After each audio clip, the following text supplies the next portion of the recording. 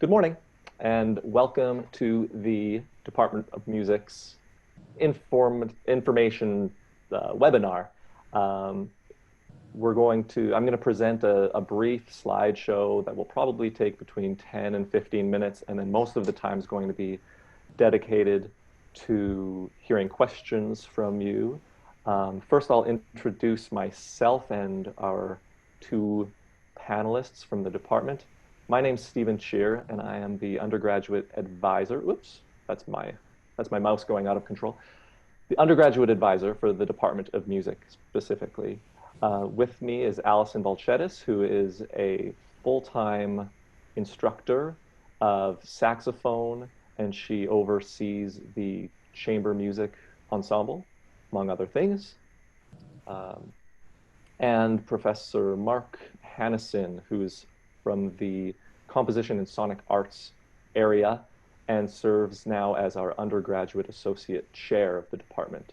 So I have a lot of help to answer questions from different areas of the department. So why don't I get started with my slideshow. We'll have plenty of time for questions at the end, but if you have a pressing question that's triggered by something that you see in the slideshow, feel free to type that into the Q&A box, and either Allison or Mark will kindly interrupt me if it's an appropriate time to do so. So the image that you see that I'm sharing on my screen here is, that's from Convocation Hall, which is located in the Arts Building in the middle of the North Campus. It's where a lot of our ensemble performances normally happen. Of course, things are going to be a little bit different this year, and hopefully we'll be able to have some performances in the winter term. For the fall term, as I'm sure you all know, most classes are going to be taking place remotely, and live performances like this aren't going to be functioning in quite the same way, but we'll address that in a little bit towards the end of the performance. First, I'd like to talk about what programs we offer in our department. As you can see, we have quite a few, so it's not just a major and a minor. We have quite a few programs. And I'll mostly be talking about the major and the minor because I believe that most of you participants joining us are Bachelor of Arts students who may or may not have declared a major or a minor at this point. I'll go through the list here though. So we have a Bachelor of Music, which is a music specialization program with a few different routes: general, performance, and composition. And I'll be talking about how that differs from the Bachelor of Arts exactly on the next slide here. The Bachelor of Arts, like I said, we have a music major, which, as with other majors in the Faculty of Arts, you need a minimum of 30 credits, which is usually about 10 courses at the senior level. Senior level means 200 and higher. Junior level courses are all 100 level. We also have the music minor, which requires 18 credits in music courses. Unless you're in the Faculty of Science, considering taking a music minor, in which case you will need 24 credits. For any of you who are considering a future career in music education at the secondary level, you can do that one of a couple of ways. You could either do a Bachelor of Music with a B.Ed after degree, which normally takes 6 years, or we offer a combined Bachelor of Music and Bachelor of Education degree where you get 2 degrees, but you can complete it in 5 years. We have a Bachelor of Arts honors program, which is more academic focused. So you would do usually a little bit less performance, but a lot of courses in theory, in musicology, music history, ethnomusicology, and you still have access to performance courses, but it tends to be more of an academic focus.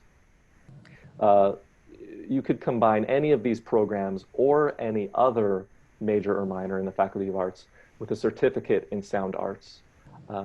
So you don't have to declare music as a major or minor, but you can, if you have an interest in some of the following areas of study that tend to be the non-traditional or non-Western art music areas, electroacoustic music.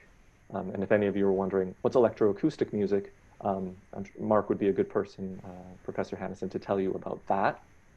Popular music, I'm sure we all know what that is, jazz. World music, music technology. Ethnomusicology is another word that you might be wondering, oh, what's that? Um, I'll let you ask it. If you're wondering what ethnomusicology is, you can either look it up or I can tell you about that. Sociology of music. Okay, so I'm going to speed things up here a little bit. I'm going to go through the Bachelor of Music quickly and then spend a little bit more time on the Bachelor of Arts. Uh, so if you're already a Bachelor of Arts student, you could consider reapplying to the Bachelor of Music. You will have already met the admission requirements in terms of your coursework, so the academic courses that you need to present from high school or as a transfer student from a previous university. If you're already in the BA, that means you've met that academic bar. What you need in addition to that is an audition. These take place in usually February and April. This year we did the later auditions remotely, so there's still a way to audition for that. So if you have questions about that, feel free to contact me. Um, Many of the first year courses between the Bachelor of Music and the Bachelor of Arts are going to be pretty similar, with the exception of, are you able to see my cursor on the screen, Allison or Mark? Yes. Yeah, I can. Yep. Yeah. Okay. So I'm sort of circling this course here, applied music. What that means is that's a lesson that you receive on the instrument on which you auditioned. So if you're a singer, it would be your voice lessons. If you're a saxophonist, it would be your saxophone lessons, etc. Now, the main difference between the Bachelor of Music and the Bachelor of Arts is that the Bachelor of Music requires those instrument lessons, whereas most BA students do not have access to applied music lessons. So if taking lessons and getting credit for that is something that's really important to you, then you might want to consider the Bachelor of Music. Most of these other courses are going to be a component of both programs. Oral and keyboard skills, which is like an ear training course, music theory, music history, choral or instrumental ensemble, and we'll talk about ensembles in a few minutes, and fundamental keyboard skills, which is basically a baseline. We expect everyone in the Bachelor of Music and soon in the Bachelor of Arts to have a baseline level of ability at the keyboard. Now, these are first year courses, but you'll see there's a few courses that have a little asterisk next to them, which means there is actually a prerequisite for those that can be met either with Music 100, which is a prep course that is offered in the spring and summer and winter terms, or if you've done some Royal Conservatory of Music theory and you've worked up to the theory level 8, then you've met that prerequisite. Or we offer a 1-hour theory placement test, which is currently available. So if you're interested in taking any of these 3 courses, 151, 155, 156, this year, and you haven't met that prerequisite, please contact me and I can give you access to the online theory placement test, which takes 1 hour. Moving on to the Bachelor of Arts. No audition is required for entrance to the Bachelor of Arts. You can, if you're already a BA student, you can declare your major at any time using an online form that is available from the Faculty of Arts website. The program requirements are less prescribed than the Bachelor of Music, so you don't have a list of 8 to 10 courses that you specifically need to take each year. It's a little bit more of something that you can specialize in an area or areas that interest you the most, whether that's performance or conducting or composition or music theory or musicology or ethnomusicology. Or music technology. There's a lot of different areas that you could specialize in, or if you wanted to, you could also be more of a generalist and take courses in all of those areas. Now, you'll notice here I've said recommended/required courses 2021-2022. The reason for this is that our department has recently undergone a curriculum review and we are changing the requirements for the Bachelor of Arts as of next fall. So if you're entering the program now and you declare your major now, or even if you declare your major later, but you've started your BA program as of this year, then these courses that are listed here are more of a strong recommendation to help prepare you for senior level courses. If you enter the BA program next year, so as of fall 2021, these italicized courses are going to be required of the BA. So in our first year, we're actually going to have some 100 level requirements like that: fundamental keyboard skills, oral, and theory. Either way, it's a very important and good idea to take first year oral skills and theory, because it opens the door for many different music subjects, different topics at the senior level, such as more theory, conducting. You cannot take conducting courses if you don't have first year theory. I believe some of the courses in composition, as well as senior level history. This 186 is going to be a new course in 2021. It's a brand new course. It's not offered this year, but keep it in mind because it's going to be starting next year. We also have a minor in music, which is even more flexible. So if you've already got a major or two majors, because you can double major in the Faculty of Arts, but you decided you would like to add a minor in music, all that's required in the Faculty of Arts is 18 credits in music, which is normally 9 courses. 12 of those must be 200 or higher, and 6 of those must be 300 or 400 level. This can be met with any music course, so you could do it entirely with ensemble courses if you wanted to.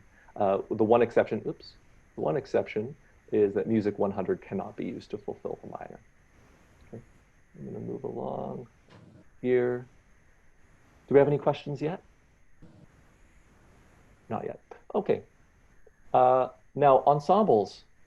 These courses are available to students in any program. You don't need to declare a major or minor to participate in an ensemble. And you'll notice there's a few different course numbers associated with the different ensembles. So if it's Music 141 or 441, the reason there's 2 numbers here is if it's your first time taking the course, you should take it at the 100 level, and any subsequent participation in the course should be done at the 400 level. The ensemble ending 41 refers to large instrumental ensembles such as the Symphonic Wind Ensemble, concert band, or university symphony orchestra. So when registering for the course, you'd need to add a 141A to the fall and B to the winter, because it's a full year course. And then you need to select the appropriate section for which ensemble you're joining. Large choral ensembles, 140, 440, include the concert choir and madrigal singers. We have opera workshop, which is only offered at the 400 level. But I believe first year students who are advanced in voice can audition for opera workshop as well. And the same goes for chamber music, so it only begins at the 400 level. And again, these 400 level courses can all be repeated for credit. So some people make the mistake of thinking they have done 400 once, so that they then need to proceed to the 600 level. But if you're in a BA or a Bachelor of Music, the 400 is repeatable. The 600 or 700, those are for graduate students. We also have some world music ensembles like the West African Music Ensemble, which is a single-term course, and the Indian Music Ensemble. Indian Music Ensemble is offered in the fall this year. West African Music Ensemble is offered in the winter. Every other ensemble mentioned is a full year course. So it runs from fall to winter, and they're all worth 3 credits, which means that the load is worth 1.5 credits in your fall and winter term. Stephen, we have a question, so I was just going to read this. If you are a BMUS student and are auditioning for Music 141, are you for sure to get placed into an ensemble? Yes, you are. Because it's a requirement of the program and you've successfully auditioned on your instrument already, you are guaranteed a spot in one of those three ensembles. So your audition functions more as a placement. So if you're one of the advanced students, let's say you're a wind or percussion student, you're likely to get placed in symphonic wind ensemble or USO if there's a spot for that instrument in that ensemble, and if you've requested that. Um, and and there are more seats, I believe, in the concert band. So if a lot of first-year students will participate in the concert band, and as they progress and their musicianship advances, then usually in the second, third, and fourth year, that's when they can compete for the spots in some of the more competitive um, ensembles. Allison, do you have anything to add? Does that about cover the? Yeah, that covers it. Okay. Uh, okay, we have other courses in these areas that I think I quickly mentioned before: composition and sonic arts. And if we have any questions about that afterwards, Professor Hannison would be, I'm sure, happy to talk about that. Conducting in both the instrumental and the choral areas. Music technology, which is part and parcel with composition and sonic arts. It's the same area that run. It's the same faculty members that run both of those subjects. Brass, woodwind, and percussion techniques courses are specifically for music education students. So if you're in that combined BMUS Ed program, or if you're a Bachelor of Education secondary student majoring in wind band, then you can have access to those courses.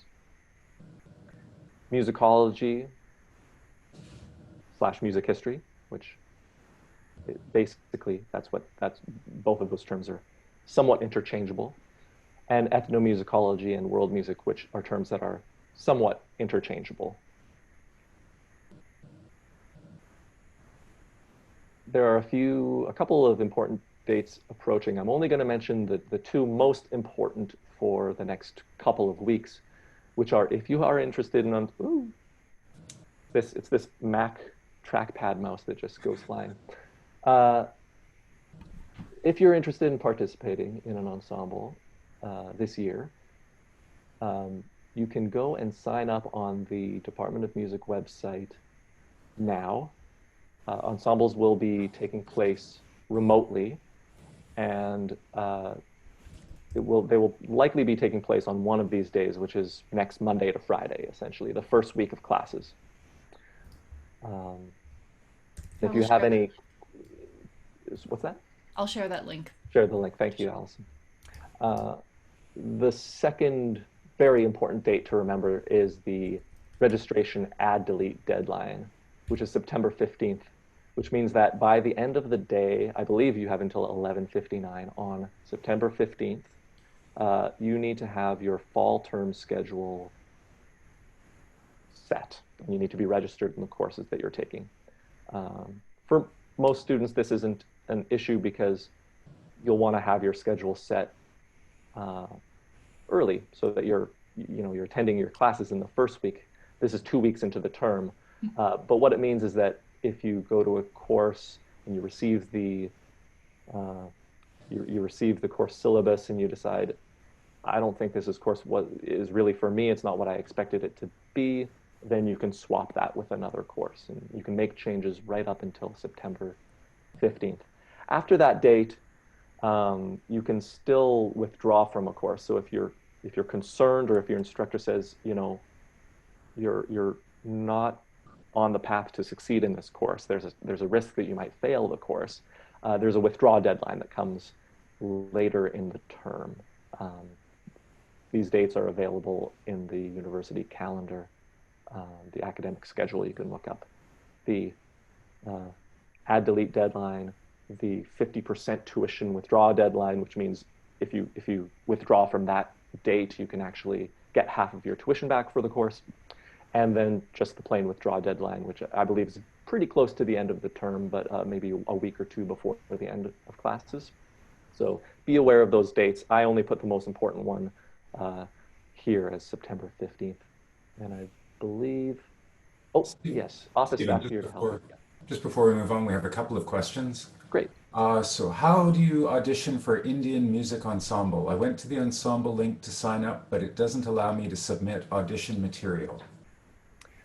If you're having a challenging time signing up for an audition or for any of these ensembles, what I recommend is contacting the director of that ensemble. So for Indian Music Ensemble, the person to contact would be Sharmila Mather. Um, would Allison, would you be able to put that name, Yeah. email address in the chat box Yeah. to It give you looks the like contact? I was just reading her instructions about audition. I just found that on the audition link I sent everyone. If I'm interpreting her instructions right, I wonder if it's taking place on the first day of class. Like maybe if you register for Indian Music Ensemble, she will see who's registered, send everyone this Zoom link, and then she wants to hear you sing a scale or a song of your choice. But if you want to clear that up, yeah, I'll send you her name and her email address. That sounds right. I believe that's how the audition process for both world music ensembles typically goes: is you register for the course, and then the audition takes place in the first meeting, the first class meeting. Here we've got a few more questions, so I'll just pop through those. The next Great. one I think is to me for the composition and sonic route. Would Dorico Elements be sufficient composition writing program, or would you recommend upgrading to Dorico Pro? Unfortunately, I don't know. Dorico is really new. I haven't used it yet. The Pro looks fabulous. My answer would be start the program and see how it goes. I think Dorico Pro is quite expensive. I don't use it, like I said. I use a program called Notability Pro, which is Mac only, but it's free and it's super, super powerful. Dr. Smallwood uses Finale. Um, Later on, if you continue with composition, you'll want to upgrade to one of the pro level pieces of software without a doubt. But to start off with, it's undoubtedly not necessary to spend all that money. Then the next question we have is, as a student pursuing acting, BFA, and maybe with interest in singing and no background or training, are there any courses you recommend from music? Um, I would recommend probably auditioning for the concert choir if you wanted to do something where you get to sing um, and create music. The applied music courses that I mentioned are typically for quite advanced students, and it depends on the area. So if you mentioned voice, I believe most voice students who get applied music lessons have been taking um, private lessons for at least a few years and studying the classical art music repertoire. Uh, Participation in concert choir, not all of those participants will have taken formal training. We have students who are piano majors, and because you cannot play piano in concert band, or you can only have one pianist in the University Symphony Orchestra, most of those Bachelor of Music students will participate in a choir, and many of them won't have necessarily have had previous experience in a choir. So I would say concert choir is probably your best option. And then last question. Oh, maybe not Actually, last. I have a follow-up to that. You may also consider opera workshop if you have an interest in opera, and um, if you have an interest in opera, then you could contact the director of opera workshop and say, because we have had students participate in opera workshop who are neither BMUS nor BA music major students. Some come from drama and may have a musical theater background, because that can be a very interesting and fun course. In normal years, they do things like stage movement in addition to the learning the repertoire of opera. I would really recommend anyone who's interested in any of the ensembles reach out to the person who's directing them. It's just not a bad idea for any of these things. The instructors in our department are wildly open to any questions that might pop up. We have, is it too late to do a theory? Oh, sorry, my questions are popping around. When do we find out our class time for applied music, Music 125? Uh, so the meeting times for 125 are essentially negotiated between you and your instructor, and they should also let you know when the rep class meets, which is the entire cohort that plays the same instrument as you kind of meet as a group, and you will perform for one another and offer feedback. So if you haven't already got a time, don't panic. Contact your instructor. If you're not sure who your instructor is, then email me. And actually, I'm just going to quickly bring it back to this page here, this contact office staff here.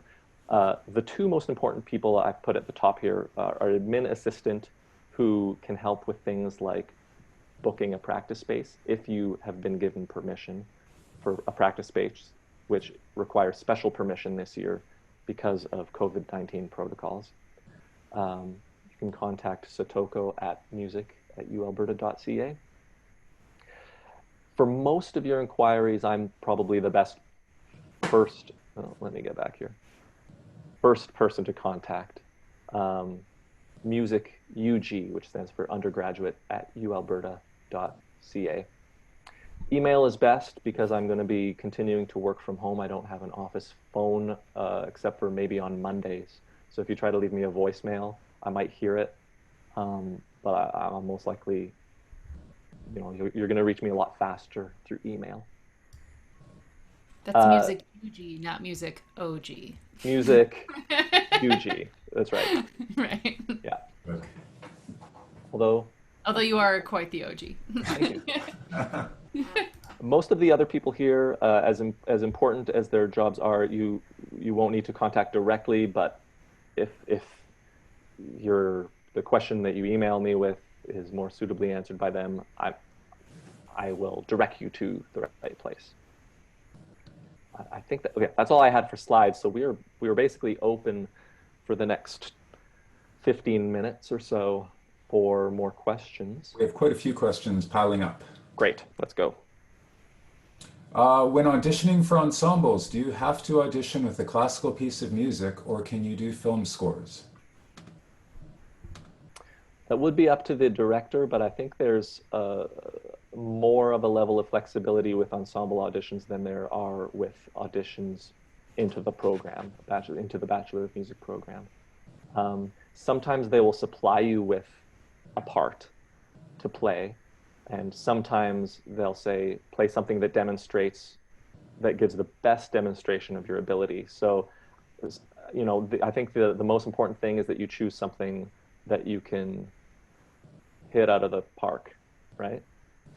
Yeah, ideally something maybe that it could be two brief selections, but it would be nice to hear some sort of lyricism so that we can hear just your tone.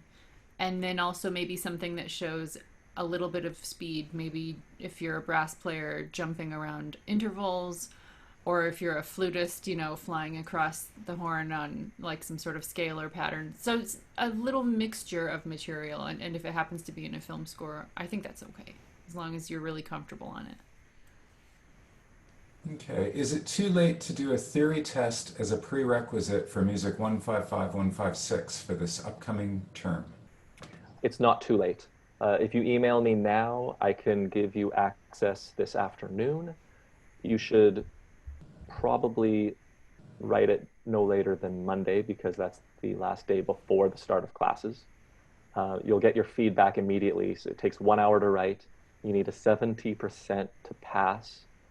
So you'll know right away whether you've passed the course, passed the test. And then you can email me. Now, 155 is currently full, but if you're a BA music major, I believe I can still add you above the capacity, or we can at least contact the instructor, Andre Talpash, and ask him if he can take more students on this year. Another question. I noticed the jazz history classes are unavailable throughout the year. Are you not offering them anymore? They're not offered this year, but they may be offered again in future years. Some courses just aren't offered every year because of, we have so many subjects so many different classes. So many are on a formalized rotation where they're only offered every couple of years. Um, and sometimes it depends on who is available. So the faculty member who normally teaches jazz history is away on a leave this year. When will we be notified if we received access to a practice room? Do we have to pick up a physical one card to use it? If you've requested a practice room with the Google form that I sent to, it was for Bachelor of Music students or anyone who has been approved for a lesson last week, then you will have been approved. And you're going to find out more details about how the practice rooms are going to work next week. So we have an undergraduate orientation presentation, which is going to be kind of similar to this, but with more information. That takes place on Monday at 1. So you'll be receiving an invitation to that. Practice space is going to be, you're going to have a room assigned to you that might be shared with up to 2 other people. And we're going to have a weekly sign-up sheet to ensure that no one's in the same space at the same time. It has to be individuals, and that there's going to be at least a 30-minute space in between each practice session. And there are other protocols and regulations about not lingering in the hallways. There's some cleaning protocols that need to happen. So this is all part of having that access. So there's going to be more information coming out about that, most likely Monday. Okay, I received an email saying Music 170 was canceled. Is there a related course to take this year for composition? I think maybe one section of 170 was canceled, but one is still running. It is full though.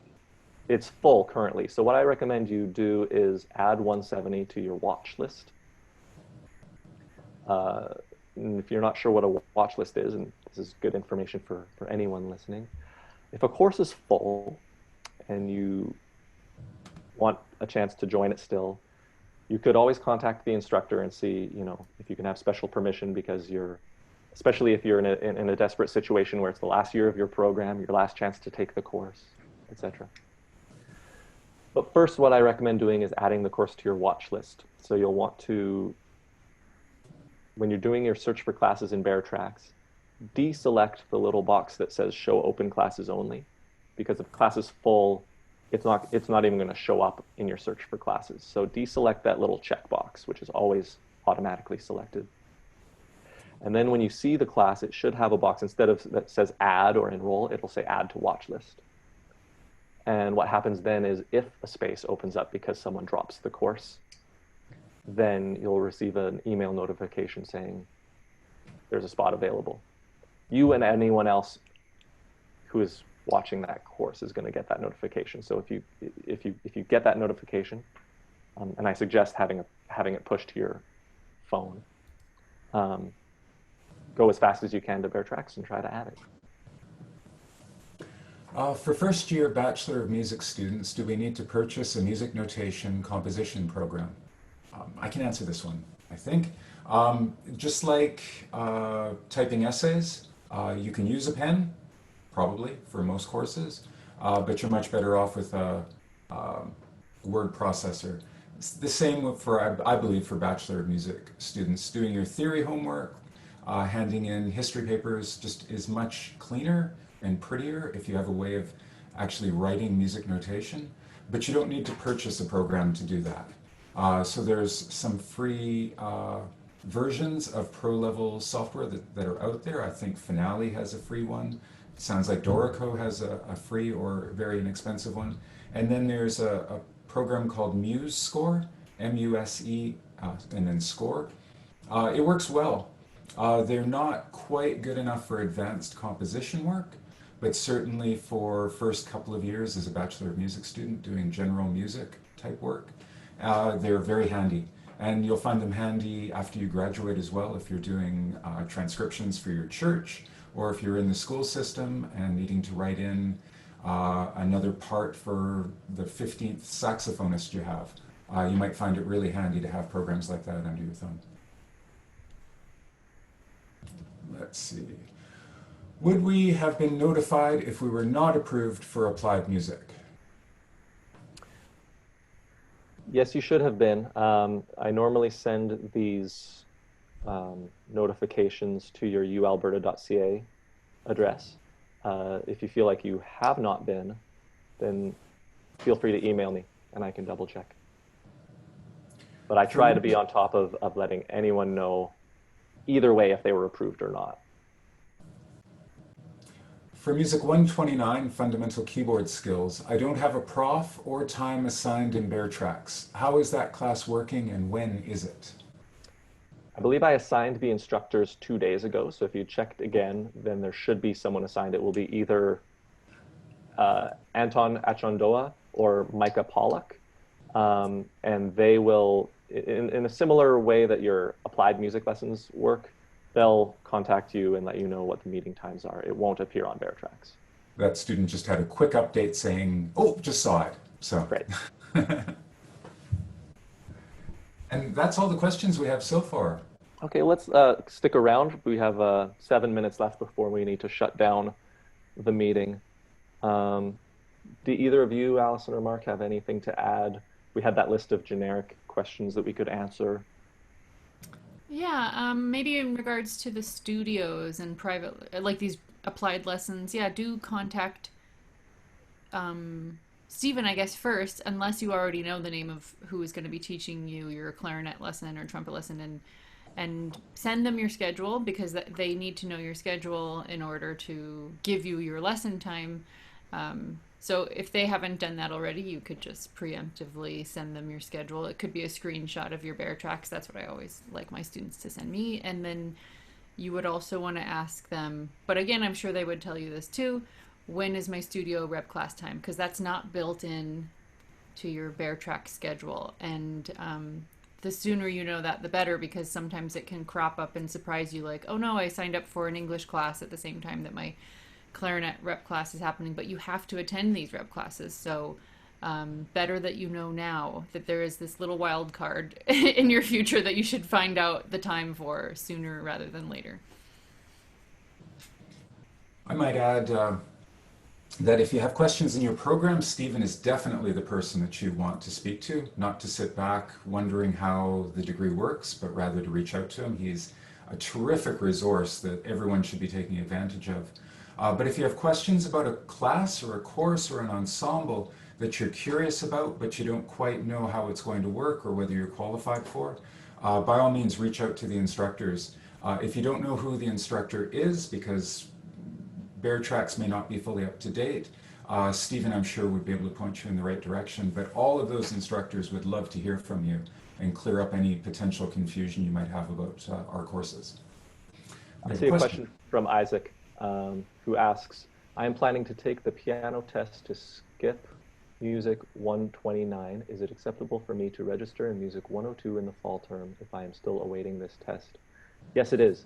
And as a matter of fact, you may have, for some students, because a lot of students maybe received their admissions from the Faculty of Arts or the Registrar's Office a little bit later this year, whereas some students, especially continuing ones, were able to register in courses all the way back in March.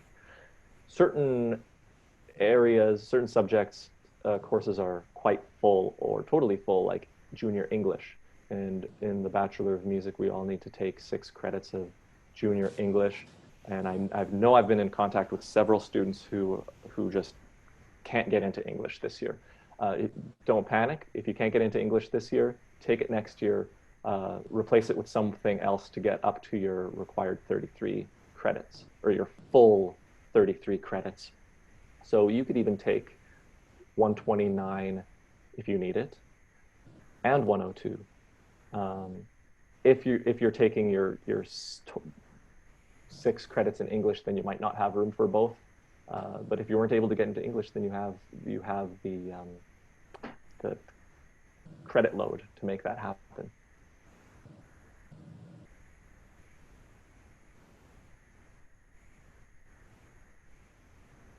We're getting pretty close. We have 4 minutes left. I wonder how many, and I don't know if we can find this out in any easy way. I see 30 participants. I wonder how many are Bachelor of Music students or how many are BA students.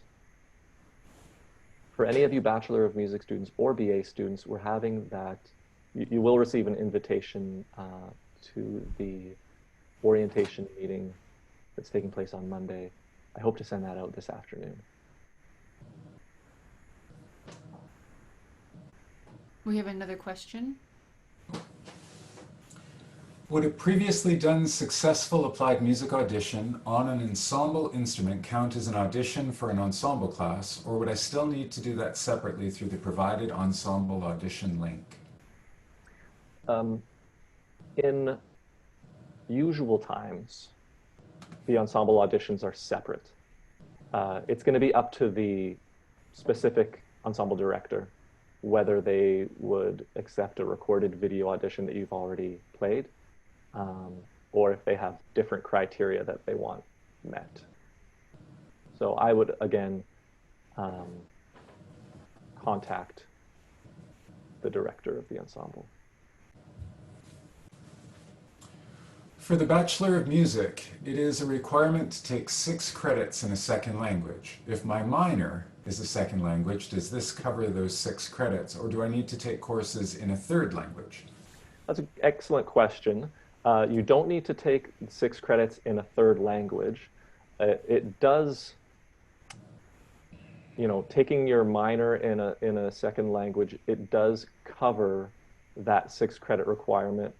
However, you still need to reach the total credit requirement for your program. So it doesn't totally fulfill that requirement. It basically turns that into a music, arts, or science option. So it means you have more space in your program for options, if that makes sense. And if my answer was confusing, feel free to email me and I can, or we can have a chat. I'm open, especially next week after the orientation day, for Zoom meetings like this. If you want to have an individual Zoom or Google Meet, if you have questions about your registering for courses in your class schedule, it's the best time to do it is in now, the week before, and the first week of classes. Don't wait until September 15th. And at that, I think we should probably wrap it up because it's almost 11:45 now. I believe the next area is art and design, which is running their webinar at noon. So thank you all, participants, for joining, and hope to hear from you again soon. Bye. Bye-bye.